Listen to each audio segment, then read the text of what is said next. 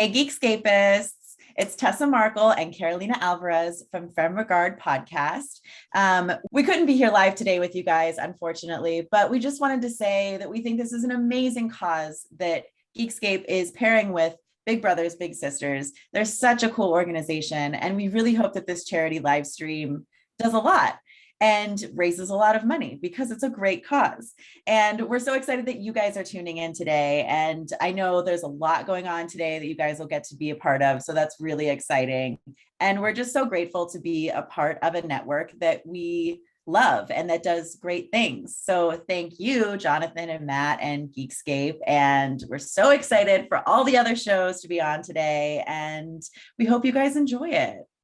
Have fun listening, and we hope you learn a thing or two. And again, thank you guys for the cause, and we just happy holidays, y'all. Yes, happy holidays.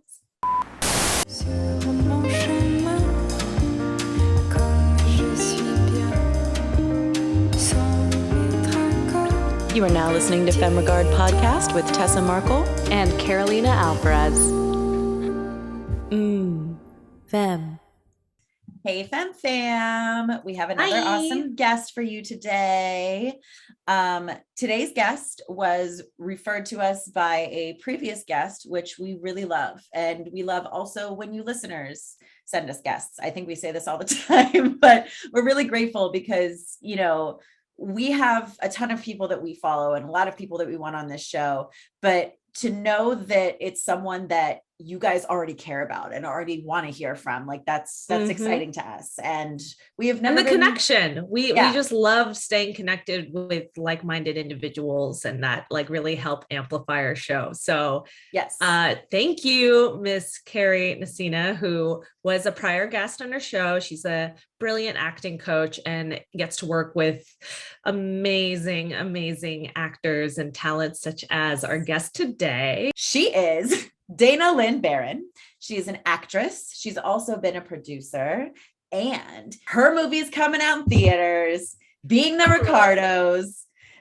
She has a really fun part in the film, and we are super excited to go see it. I mean, I was already excited to see it because I love Lucy. I love Aaron Sorkin. Like I was already planning to go see it. And now that we know somebody in it and got to hear about her experience, I'm even more excited. I am so excited. It looks just amazing. I mean, everyone in it is brilliant, including her. So we are so excited. Yeah. But before she even did that, she was in the Oscar-winning film Mank.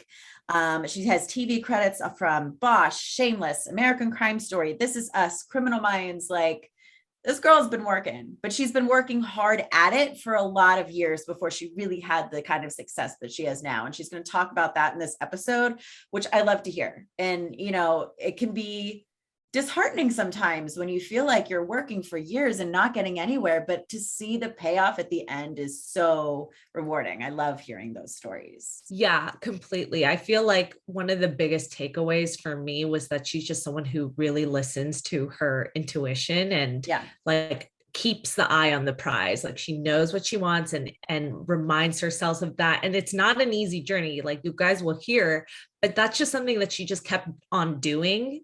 And it's just really inspiring. So I think you guys will get a lot of great takeaways, even if you're not an actor. This is definitely more actor based, but just that whole mindset, we go into it a bit. And I think it's a great takeaway for wherever you are in this industry. Yeah. Absolutely. So without further ado, our interview with Dana. Enjoy. So let's start back to the beginning of your career, because you have done so many amazing shows, and we don't have to really delve into that. I really want to get into the hot stuff that literally the elephant shit you're dragging throughout right now. I really want to get to that meat and potatoes of stuff. But just for our listeners, you've worked on so many amazing shows.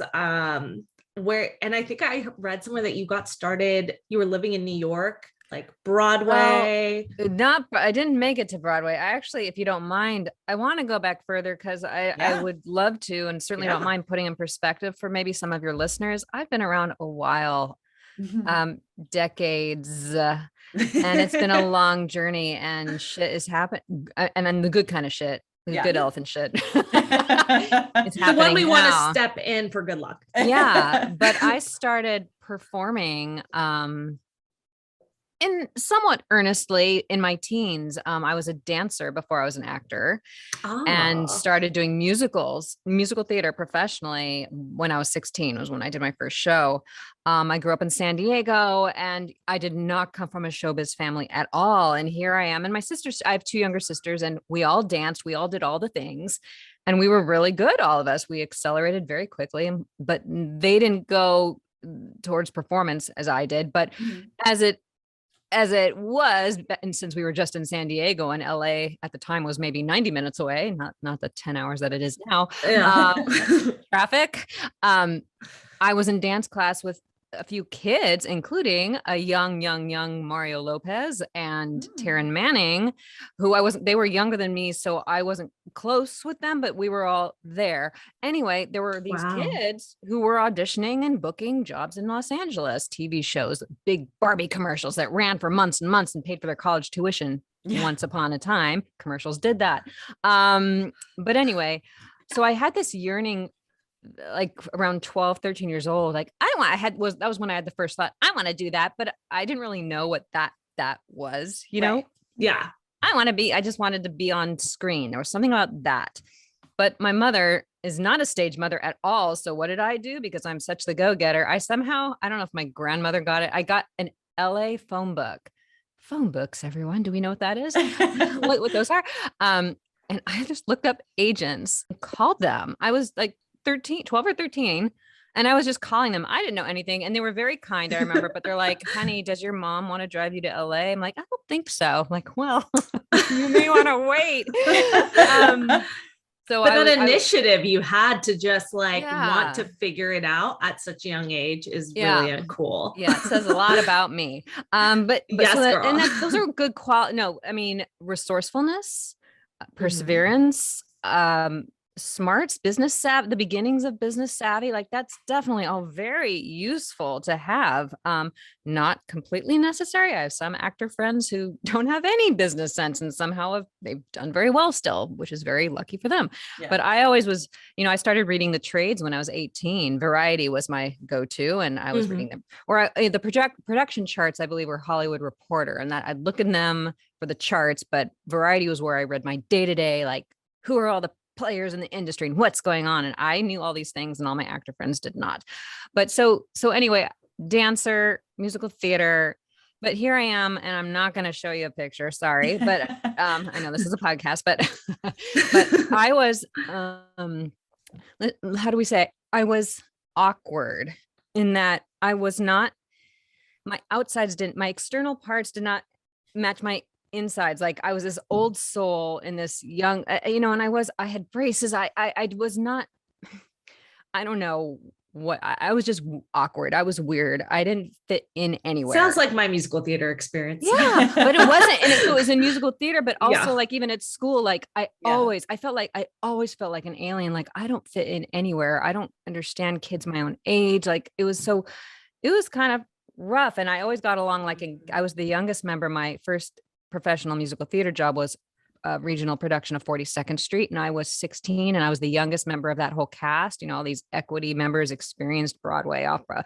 And I always wanted to hang out with adults. I've always been like that anyway, from when I was a little kid, but they were amused by me, and I thought, oh, I'm fitting in. And then I knew they weren't including me in everything, because I was not emotionally or mentally in the same age as them. Right. Anyway, I digress. I mean, by the time I got to college, though, my mother, again, not the stage mother, but God bless her, she knew I loved performing. And again, I grew up in San Diego. So during my freshman year at UCLA, where I was not a theater major, she said, oh, do you want, La Jolla Playhouse has a summer conservatory program. Why don't you audition? And I did, and I got in and had some wonderful conservatory training for the summer. And I was like, oh, I kind of like this. And my favorite note from one of my professors, who was a Juilliard professor at the time, because I was in college, I was getting graded for that summer program as well, for credits. But his note was, And it was perfect. I was B plus was my grade. So I was a B plus actress at the time. Not bad for a beginner. And he said, has potential, needs training. To which I replied in my head, duh, yeah. So then what happened after that, though, I met some wonderful actors like way further along than me as far as their craft goes. You know, some young actors are they blow me away. When young actors are talented like that, it's just something special. But I met some that then turned me on to what happened my next summer. I auditioned for and got into the program at Oxford University in England, the British American Drama Academy. And that was my aha moment. I was one day I was doing some wonderful work, having, you know, how those out of body experiences you sometimes have when you're working. It doesn't happen every time, but sometimes you do a scene and it's like, whoa, where did we just go? Yeah. So I'd started to have that. And I was walking through the beautiful courtyard at my college at Oxford, and all of a sudden it felt like a punch in the gut. And I started sobbing in the middle of the courtyard in the middle of the day. Yeah. And my friend saw me from afar and she runs up. She's like, oh my God, what's wrong? What's wrong? I'm like, I'm going to be an actor. Like it hit me like, oh no, this is your path. This is your career. You are choosing it now, which means telling your family that's full of doctors, lawyers, people with normal jobs, and choosing this thing, and also choosing to move to New York after college, which was also a big thing because prior to meeting other actors from New York who were super cool, and I was like, oh my God, there's super cool people in New York. I was like, I'm never living in New York. I just thought, really? Yeah. I had a thing against New York. Don't know why. Can't remember. I'm blocking it out. But anyway, but all that is to say, I don't know how to tell short stories. After UCLA, though, I moved to New York, and I'm happy to call my 20s in New York my graduate school. And I flailed. I couldn't get arrested. I did not get reps. I was going to the Equity building to all the auditions, lining up at 5:30 in the morning to audition for fucking Beauty and the Beast. Yeah. Date me. Anyway, and I started to look around those rooms at Equity, actually. And I was like, the girls in the flowery dresses. And I was never the ingenue type. I just wasn't. And I knew it for the longest time. And also, you know, I struggled with my weight I was a very overweight child. They determined it was genetic reasons. Who knows? But, you know, my weight and food, I've really been on a big journey with all that. It has everything to do with just my love of self and self-worth and body image, and God, going into this business I'm in, and I have that stuff, you know, from when I was a little kid. It was like a big thing. And so to go to Equity or anywhere else, and I was a Corrine. When I did musicals, I was a diva dancer. I was a diva tap dancer specifically. I did all the tap shows. But I struggled. Like one season I'd be really thin, and then the next season I'd put on quite a bit of weight. And so I was doing that whole thing. And I looked around, and my thought was at the time, they don't want, if you're a fat dancer, they're not going to hire you. That was my thought at the time. So there was a lot kind of what it was expected, at least. Like even when I went to school, like it was like, you need to look a certain way. You need to look a certain way. And for the character types too. Like that's what I mean. Like I always felt I didn't fit in a certain character type as well. That's why I was like, I can't do this. And so it's interesting because again, in my 20s, that casting directors I did meet, some of them flat out told me, and I'm glad for it, we don't know what to do with you, is what we don't know what to do. We don't know where you fit. You're like, you're young looking, but you're just odd. And a couple of them, and a friend of mine said, and this made me so mad at the time, but it was so right. I'll speak to this one friend who, she's one of those Harvard grads who knows everything, and she wasn't in the business herself, but somehow was really savvy about it. She one day took me aside and she goes, Dana, you're going to make it later. You're just going to make it later because things are just, you're going to match up, and your talents and who you are on the outside and inside. It's just going to all align later. I just feel that that's what's going to happen. And I was like, God damn it. And I don't want to wait. No. But she was right. And I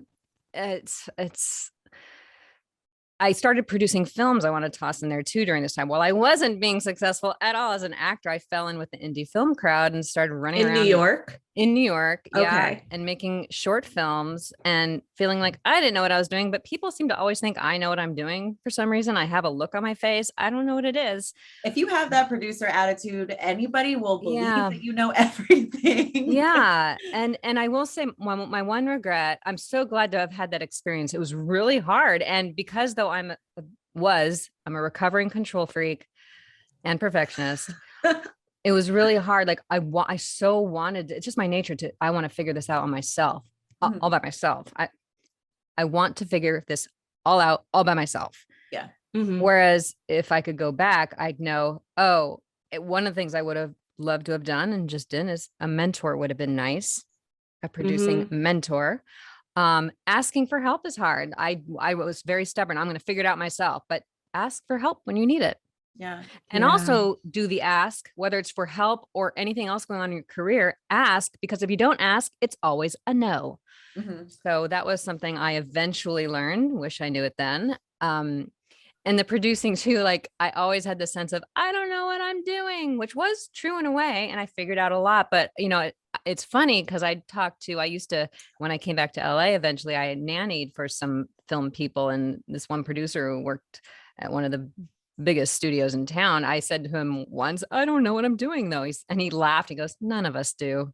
I'm like, yeah, well, but you're at this, but like you're up there. I mean, when you're at that studio, you know some things that I don't know how to do. And so it was like I said, it was graduate school, just doing everything. Yes. And doing acting in little crappy plays in the black box theaters. And eventually I started also volunteering for things like Gotham Film Awards and festivals. And that led me to working and volunteering for Sundance Film Festival for 3 years, which was a game changer as far as me suddenly learning that, when we're all in mittens and parkas, hats and all that, we're all on an even playing field. I could talk to you. I don't care that you're the president of this agency or that.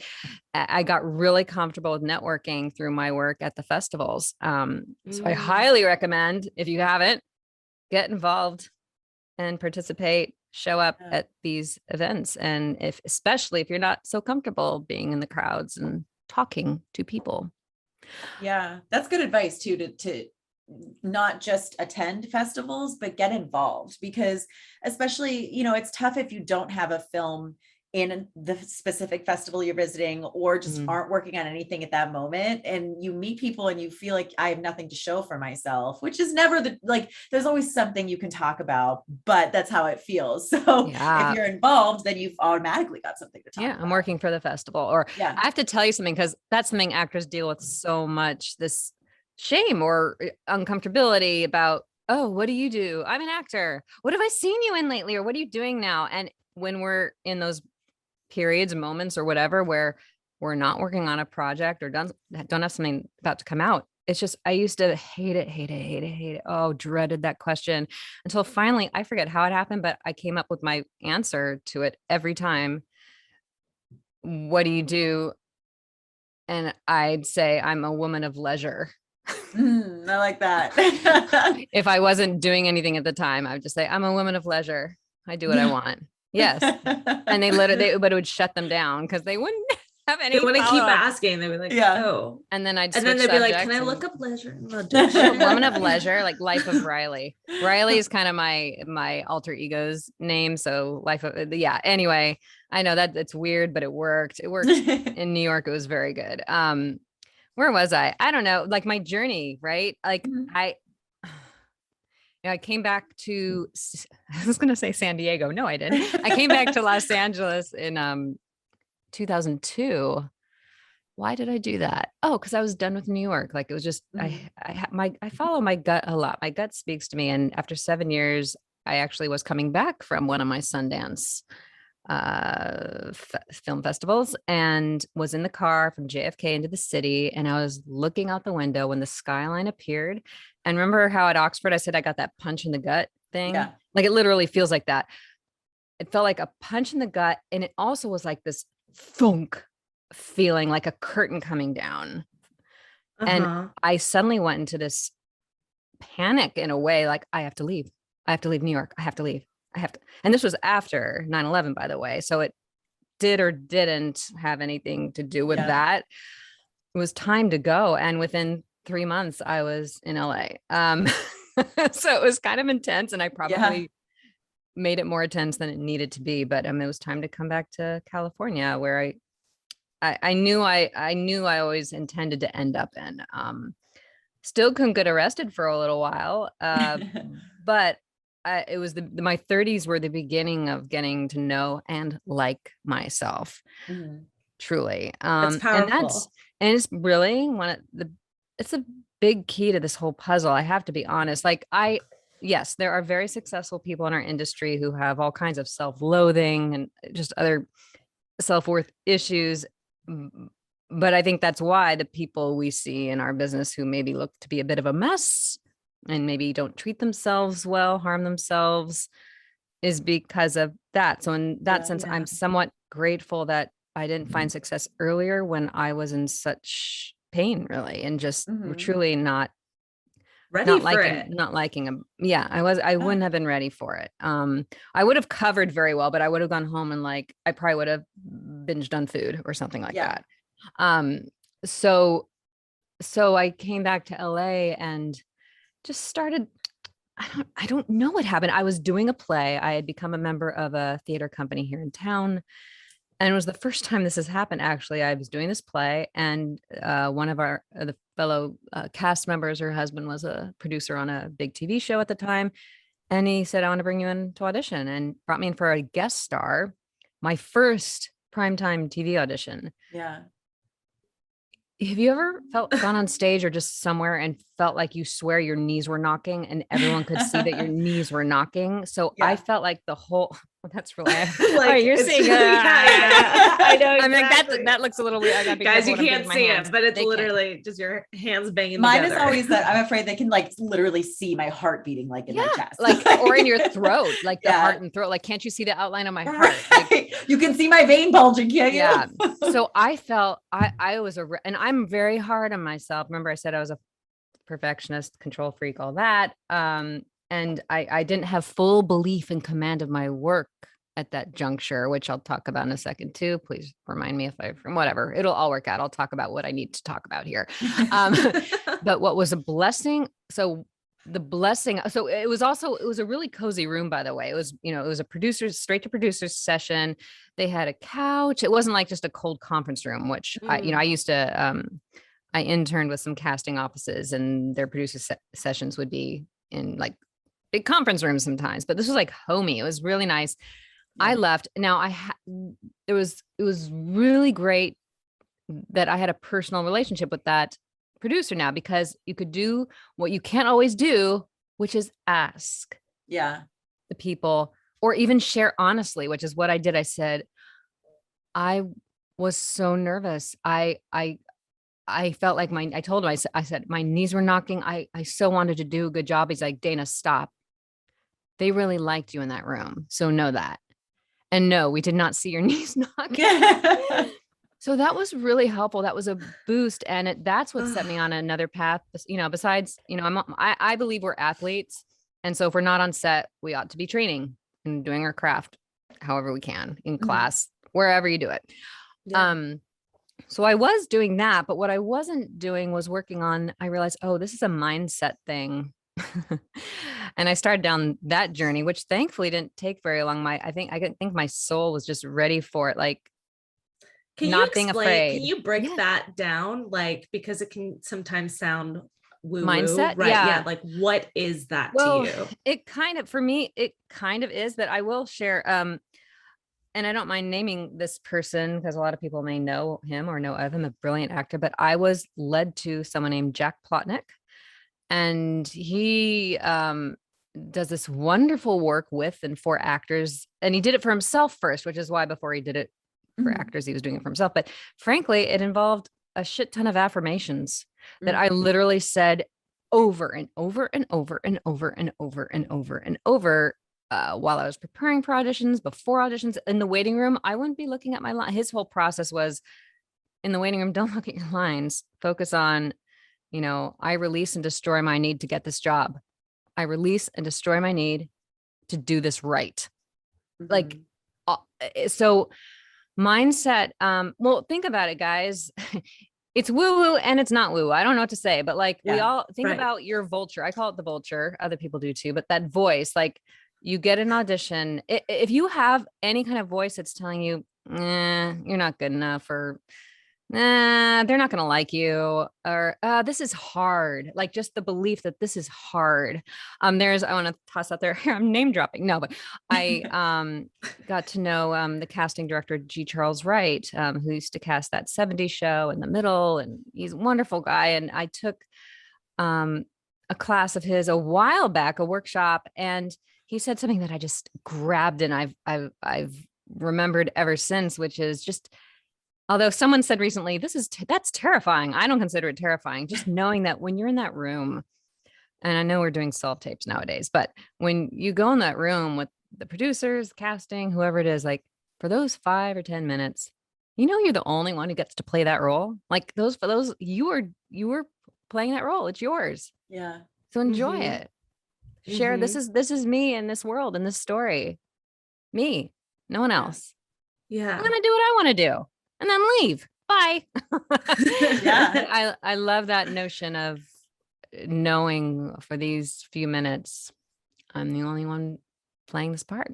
Yeah. And I mean, that's like, auditioning is such a big part of what we do. I mean, we're auditioning far more often than we are actually playing things, so you have to enjoy it, or else why are you even doing it? Like, and that's mindset. Like, it took me a long time to be like, okay, there's so many reasons that I'm not going to get this, or that I might not get this role, besides just me doing a bad job. So who cares if it's done right? Like, B, why am I doing it if I don't love it? So I have fun at auditions now. I get way less nervous. I don't like, I'm not worried about it afterwards. And so, it's so important to really just wrap your mind around it. Yeah. Yeah. I also am fond of, when I'm done with an audition, just either, if I can out loud, I'll say it out loud, or just in my head.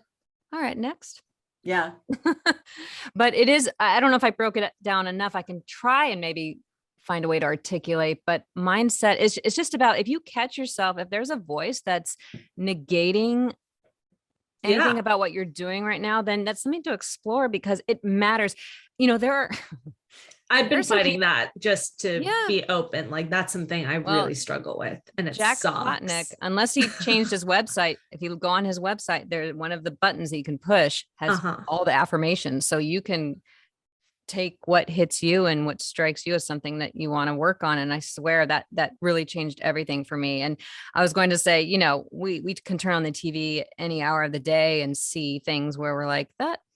There are people who get to work who maybe aren't the best actors in the world, but I could tell you what the common denominator is of all of them, for all of them, is belief. Yeah. Simply belief in self. And also like a certain obliviousness to, like, that they might not be talented. They don't care. Like, they're going out, they're probably having a blast doing what they do. But there is that, I mean, I've met people and I've been envious of them, of the belief in them, the belief in self that I didn't have when I was younger. And it really finally landed in me by my late 30s, frankly. So again, journey. I wish I believed in myself sooner. I mean, I have a niece who's about to turn 12 and she's already performing in San Diego in some of the big kids musical theaters. And she's legitimately talented. Like, that's amazing. Legit. And her belief and her confidence, I'm like, oh my God. She's like one of those kids that are just, they've got it. So, so what else can I talk about? There's so much, but no, that was such a great, just breaking it down of what you went through and how you pushed through it and, all of that. Yeah. So, and as far as by then my late 30s, I finally had theatrical agents, I think, not great ones or anything, but I started getting auditions. I will say I had the good fortunate because I've definitely talked to actors who are like, and I never have done theater to be seen for that's never ever. I do theater because I love theater. And but I've had some things happen for me with my film and TV work because of the theaters I was involved with. So yes, that can happen, but that's not why I was doing that. But what led to my actually my first primetime TV job was Criminal Minds, and that came from casting director workshop, which, you know, I have a real love-hate relationship with those things, but I have always believed in a targeted approach to it. Like, and especially when no one knew me, then I was going to a lot more. But my whole theory is, well, there's an office that's never called me in. I don't know why they're not calling me in, but they do shows I should be on. And so therefore I will go to see this person here because I need to share my work with them. That's it. But so that's how Criminal Minds came about. But then it was dead for a while. But then John Levy cast me in Shameless. And that came from, I had wanted to meet him for years and years and years. And he directed a play at the theater company I was in. Oh my God. And became a fan. And so, and he's an extremely wonderful, loyal guy. And he's brought me in for shit tons of stuff. Actually, my Shameless came after my 8th audition for it. Wow. So he kept trying. But so that happened, but then it was quiet again.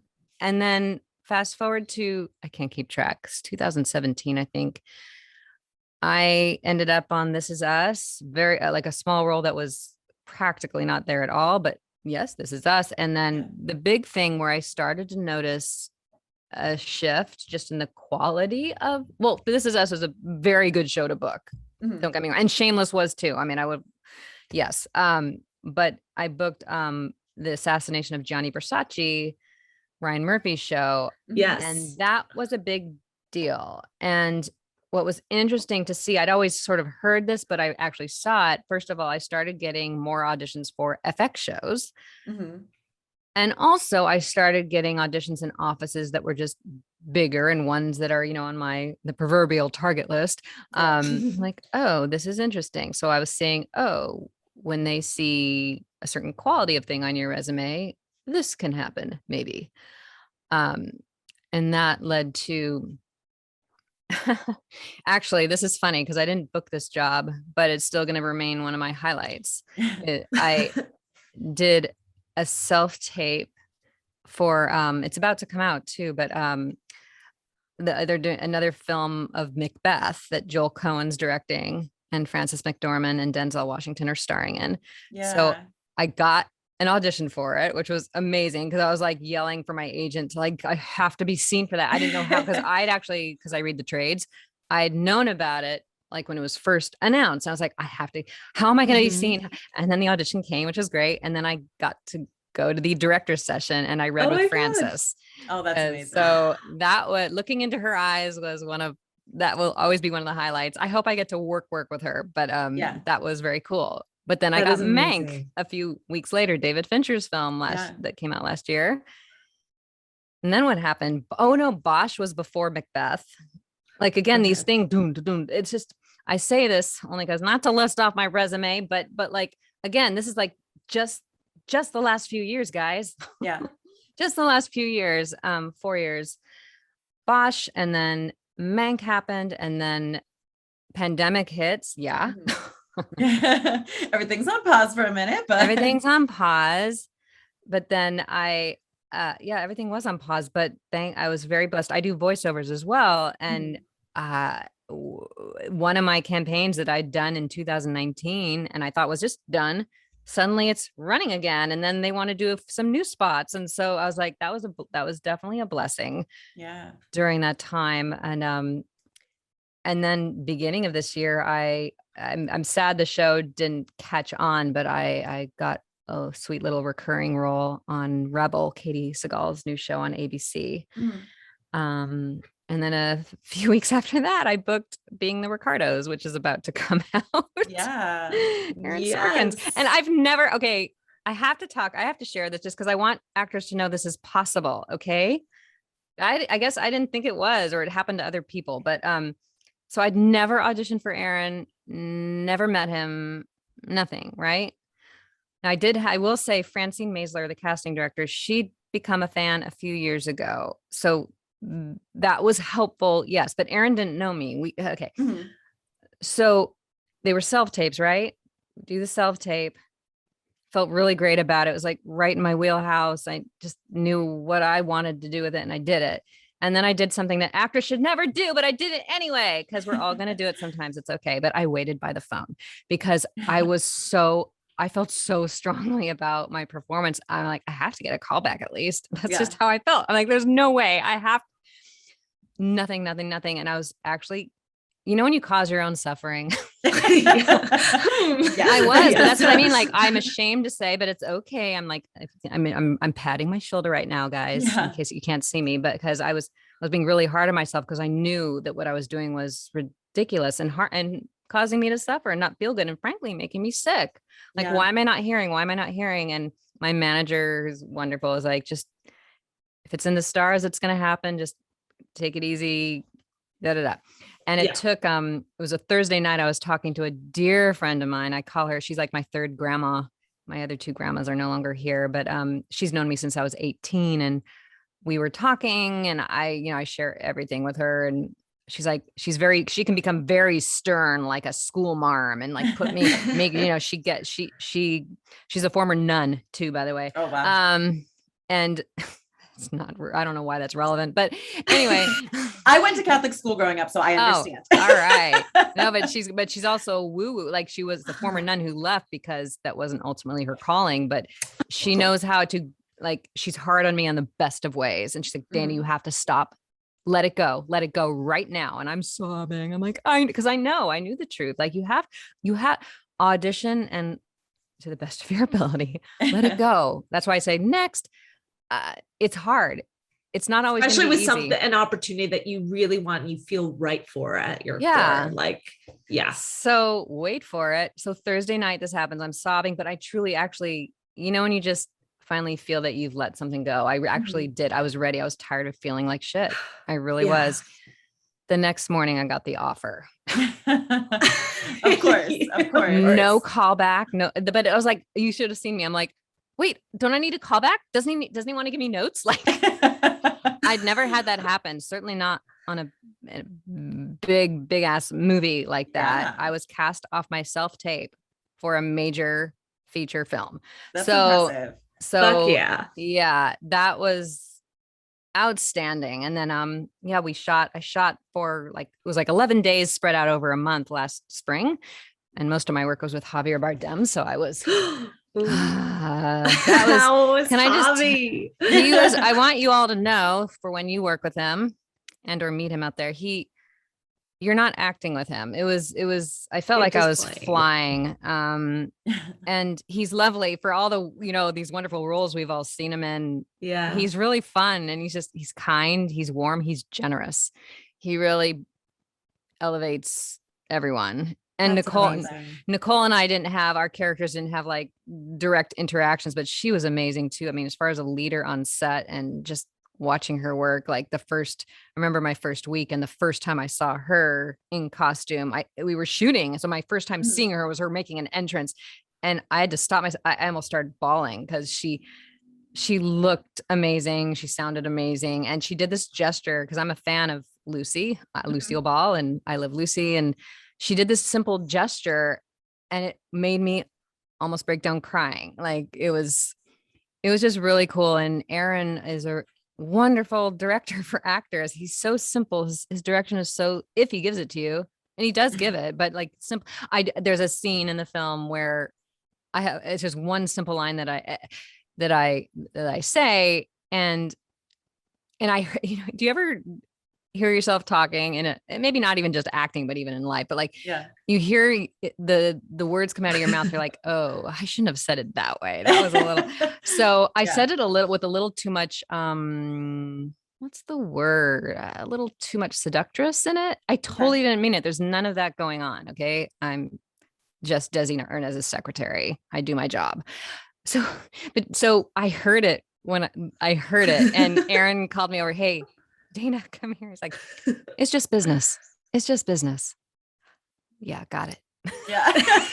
But but then he saw that I was like, I must have crinkled my forehead because I was being like, oh God, I didn't get it right. That a little of that. And he goes, don't take that note too hard. Like, oh, he sees me completely. That's amazing. And this is crazy. He wants to be home for dinner. We always wrapped by like 5 p.m. every night. It was insane.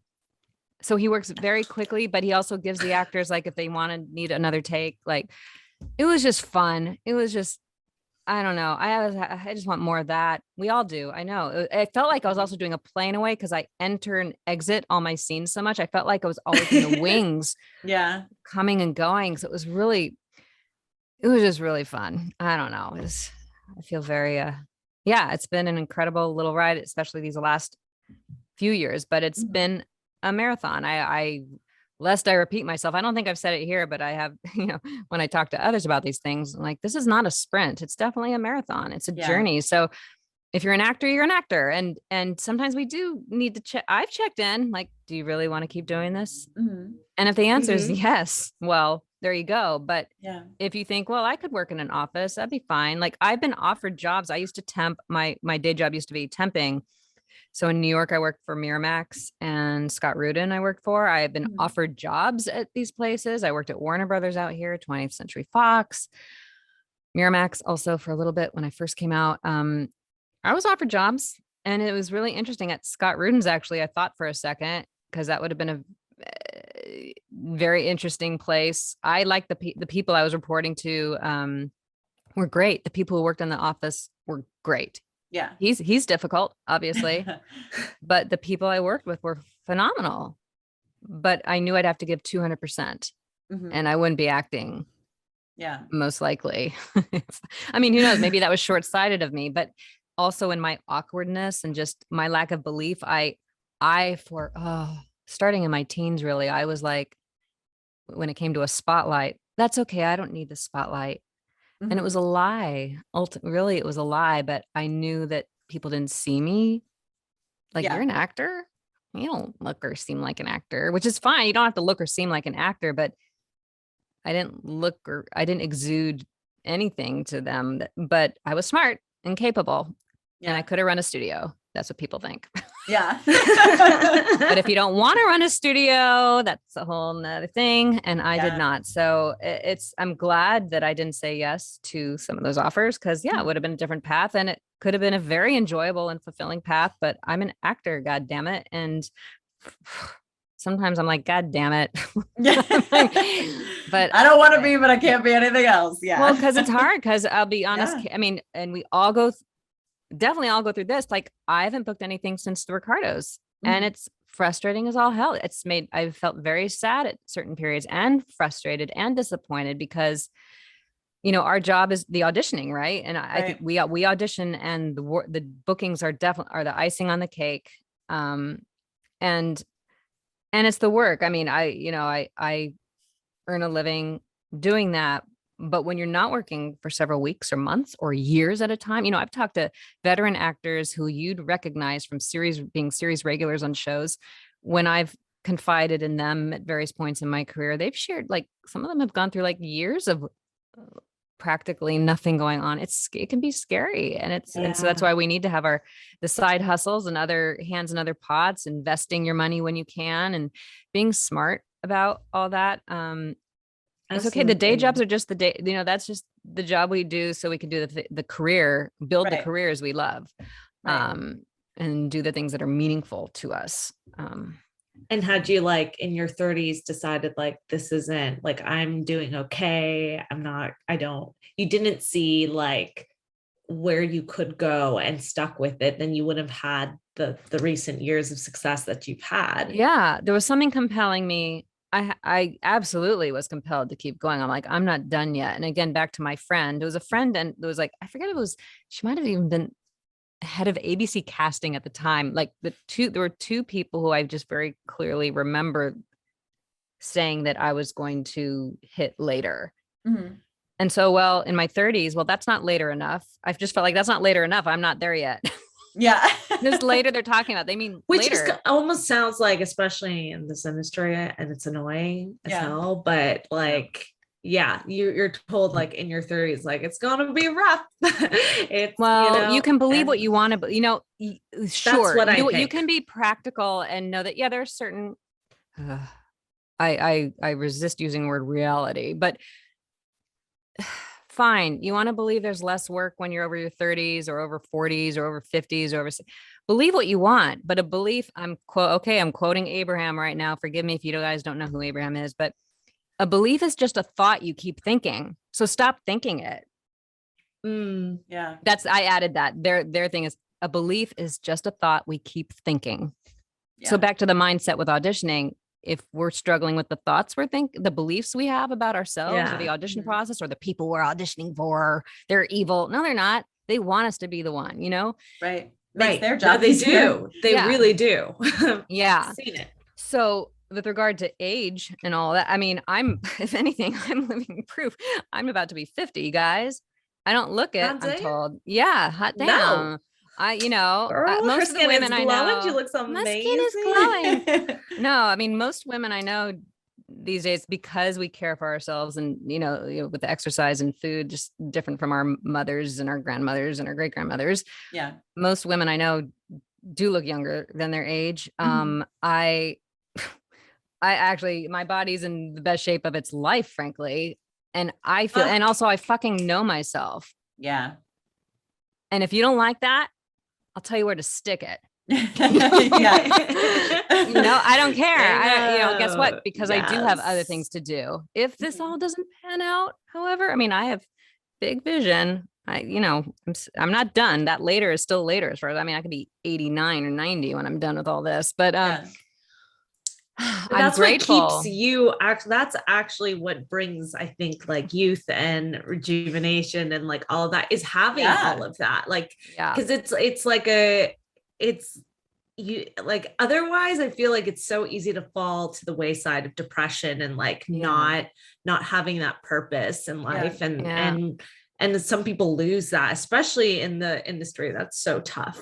And it is, which is why we have to also take care of yourselves and have a life, go to museums, go to a garden, go to a park, go to the ocean, whatever feeds you, it will rejuvenate you and also provide. I'm someone who very much needs to have a different, literally get different, a change of scenery. I have a motto. I love travel and I have to go away to come home again. Sometimes, when I'm in LA, it's actually, and I do go, I go to the various gardens around town and we live kind of far from the ocean. So I'll admit I don't get there as much as I'd like to, but, I do very well when I truly remove myself from LA and like travel to Europe or Mexico, wherever. Yeah, I do. Yeah. It really, really feeds me. But sometimes you can't go that far. And so what are you going to do? Where can you go? What practices can you put into play for yourself? What rituals to remember who you really are? The acting whatever we do creatively is merely a part of who we are.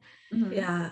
And we can't show up if we aren't fed with, if we're not fueling ourselves and not, that includes fueling with the right foods, with the right stimuli, again, touching a tree or whatever, smelling flowers, whatever, music, listening to music, dance. Like the thing that really taps me in if I'm feeling off, one of the music plays a big part in my life. I often, when I'm working on a role, I often end up creating soundtracks for my character. Like music feeds me. When I dance, it puts me right back in my bod. And I mean, I'm not choreographing things here. I'm just moving to a song. I want a Prince song or anything. I don't care, just get in the body. And then the energy then you're moving and then you're present, you're grounded. Because we can't do our work if we're not present and grounded. Not truly anyway, because that's a lot of BS acting. And we see it. It's out there. Yeah. You can tell. It's out there. Well, that's great advice for anyone who is struggling or feels like that they need to find a way to reboot themselves and get back into it. And and think about, like, stay focused on the dream, baby. Like, like that's what everyone says is like but like literally some sort of whatever a vision board I think means to an individual. Like, I think that's like so key, especially when it's hard. And that's what I'm still like figuring it out. Like, personally, affirmations, I've heard it and it still hasn't clicked for me. And maybe that's okay. Something I have to figure out. I don't know. But or there's another tool for, I mean, we're all so different. We're wired so differently. So people definitely respond to different tools. I know, the affirmations they really worked. It just like it was a real revelation. But I mean, short of that, I mean, so if you're not going to go say a more woo-woo route, then there are very practical things to do, which is I've already I mentioned being in class, or if you know that, if you're struggling with, like some people are legitimately brilliant actors and just suck at auditioning. Like it's a horrible experience. Well, I mentioned G. Charles Wright earlier, and his was actually the very first ever specifically film and TV class I ever took. Cause I was always like, I don't want that. I want to just do real work. I want to do Ibsen and Shakespeare and all that.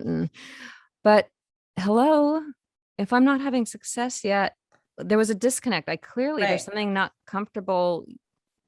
I'm not comfortable yet with this other stuff. So I took the class, and it was fun. Do things that shake you up. So like, if you're struggling with auditions, take an audition class, find someone good and take an audition class. And I don't care if you went to Yale or Juilliard or wherever, take an audition class, because oftentimes too, in our training in conservatory, drama school, or wherever you trained, it may be better now. So I don't want to speak out of turn, but like the practicalities of our business are often not discussed or dealt with in these programs. It's not any better now. Okay. There you go. So take an audition class, or what I did too, after being in scene study for a long time, breaks are good too, by the way. So I'm not all about like, be the student forever, but that's the thing. I believe in beginner's mind. So I will always be the student in life and my work. But sometimes, like, I've taken breaks to say, go to UCB or the Groundlings, because put away the scripts and play. Because Dana, I used to, I come from a very heady, intellectual, again, controlling background, which thankfully I think I'm sorry, this is the most LA thing that you're going to get asked is, what's your sign? I need to figure you out. All right. You ready? Yes. Well, I'm a Taurus with a Scorpio moon and Libra rising. Oh, sheesh. Okay. So there you go. I'm a Scorpio star. That's my star sign. And Taurus is my rising. Oh, well, hello. So, yeah. Okay, cool. All the things. So I recommend, if you're like a super Shakespeare nerd, go do improv for a couple months. If you're a theater geek, take a film and TV class. So rude. I don't mean to call y'all geeks. I'm a geek. I'm saying that because I'm the geek. Same with, if you're, it's interesting to see when film and TV people who've been fortunate, I guess, it's not the word fortunate, like most of their career has been film and TV, when they go back and do theater, that's a whole nother muscle too. Right. I did something before the pandemic, which I'm so glad I finally did, because I believe in doing things that scare you. Me too. I wanted to do this in my 20s in New York, but it scared the shit out of me. And that's stand up. So finally I went and I was led to, how timing is everything. And I don't know. And within a week, 2 different people told me about the same person. I'll say her name here too. I was led to Lisa Sunstead and Pretty Funny Women. And she's been producing comedy shows for decades. She's a comic herself, and she's produced shows, Comedy Store, Improv, all the places. But her workshops, it's all women. And so what appealed to me about is she still doing them? Yep. Pretty Funny Women. Look her up. It was great. Because that's a goal of mine, just because I like to scare the shit out of myself as well. Do it because it's talk about a safe environment, because it's unfortunately true. Like, and again, the benefit of being a grown-ass woman is when you go to the open mics and you experience some of the douchebags that do exist out there. of the male variety. You're like, that's fun. Fuck off. Yeah. You just troll them back. Yeah. Sad much. Anyway. But in her classes, what's great is it's all women. So to learn to write jokes it was so cool. And then you graduate, it's the beginning workshop. There were a couple people who were quite experienced, but they come back. It's kind of like how I would do beginning ballet, just because foundation is always good. Yeah. But you end with a show at Flappers. Nice. So I popped my comedy, my stand-up cherry at Flappers. Was that also 2019? When did the pandemic start? Yeah, I guess it was 2019. Yeah, 2019. Okay. Fun. So I did stand up finally, because I knew I had to do it before I died. Yeah. So I love that. I love that advice. Do something that scares the shit out of you. It's because it keeps you on your toes and it keeps you from getting bored and it inspires you, It shakes you up. You need to be shaken up a little bit in a good way. I mean, in a good, yes. And especially like just challenge, like kind of like all your senses. You have to just like be so present too in those moments and like, just deal with that. Like go learn to surf. I should, there's part of me that feels like I have a friend who would do it too. He's an actor, but he also teaches people to surf. There's a part of me that feels like, oh, that feels right to learn to surf. But I've got like from my dance years, some issues with my hip and my knee. I'm like, I'd like to, but I feel like it could be challenging, but maybe I should talk to him because maybe I'm assuming that there isn't a safe way for me to try. You can do surf it on the, on the sand. Just pretend you're on the water. The sand. You can pretend. No, the white water waves, I guess that's what it's called. That's what I will surf. I can't go out all the way there. Then you just like, you realize because of course I'm the first to like give myself a hard time. Cause I like want to be bold, but I've definitely hurt myself doing those things. So to someone like yourself, I would just like, do the baby waves because that's still hard. And scary and rewarding. If you do catch one, you get that sense and like, who knows, maybe then you can be all the way out there. I don't see that journey for me. No, and like my belief is just like, the ocean scares me a little. I think it's so beautiful, but I remember I used to go snorkeling a lot. Like, and I spent a lot of time growing up in Hawaii and I did it a lot. And then suddenly one trip we were under the water and there's all the forests of algae and the creatures and it's beautiful. And I suddenly, it wasn't a panic attack, like a full blown one, but I suddenly became overwhelmed by the vastness of it. I felt so small and I felt like it felt dangerous though. It was the first time I felt that, which is a shame because it's, I totally get what you mean. It's something I feel like like when I was a kid looking at it, it's just like you have a different perspective as an adult. You're just more aware of like out there and then really taking it in. As a kid, you're just like face value, like this is so pretty and like just enjoying and like, I totally get it. I like become more scared of the ocean myself, but I still try to swim because it's like, good. we got to fight for that. We got to still like, brave and explore, and but I get it. Yeah. Okay. I'm stroking my shoulder again. To comfort myself. I mean, on the note of being brave and sticking with it, I think it's a good time to wrap up now. And I just want to thank you for your time because this has been really awesome.